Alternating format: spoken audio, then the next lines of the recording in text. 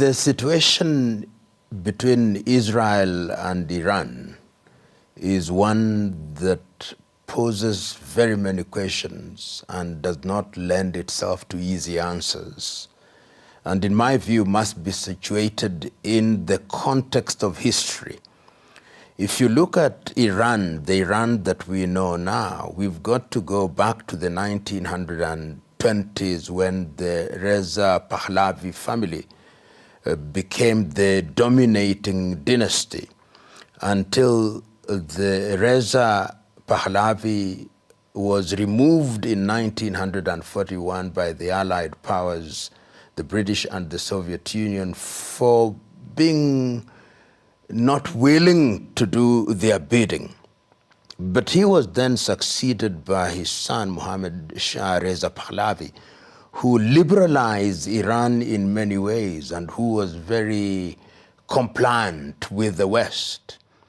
And of course, that then led to the emergence of the Ayatollahs, and culminating in the 1979 emergence of the Ayatollahs and the abolition of the Pahlavi dynasty.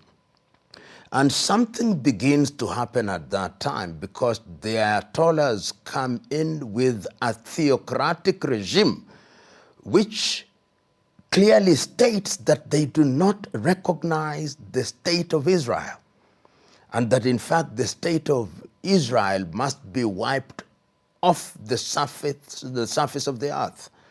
And they say that this Zionist regime must actually go. So that is the official stated position of the Iran regime or the Tehran regime.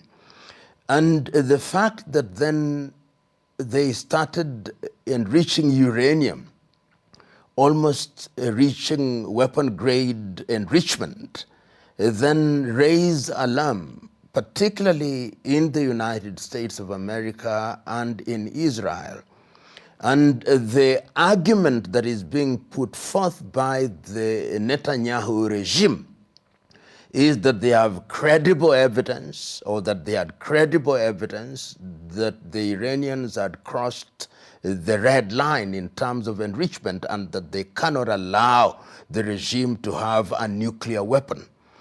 It is instructive that at the time when the attack on Iran took place, there was a diplomatic effort, or there were diplomatic efforts which were being mediated in Saudi Arabia and within that particular environment, with a view to convincing the Iranians that they ought not to use the uranium for non-peaceful purposes.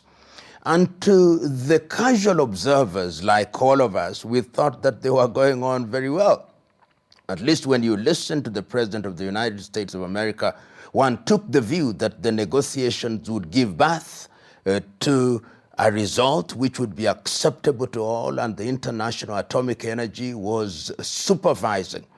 But for some reason, in what in the eyes of many appears to be a unilateral decision by the Israelis, but what we now know, had the nod of the United States of America, there is a conflagration which has resulted in a tit for tat and which is affecting populations. We have seen in the last one week the Israelis saying that they now have air domination over the whole of Tehran.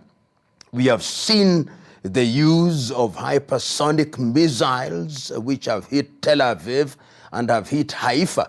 And for the first time, we see a disruption of normal life in Israel, which had not taken place during the conflict in Gaza, and even when the Houthis were launching their ballistic missiles from Yemen. The question is, should the world be worried? Yes, the world should be worried.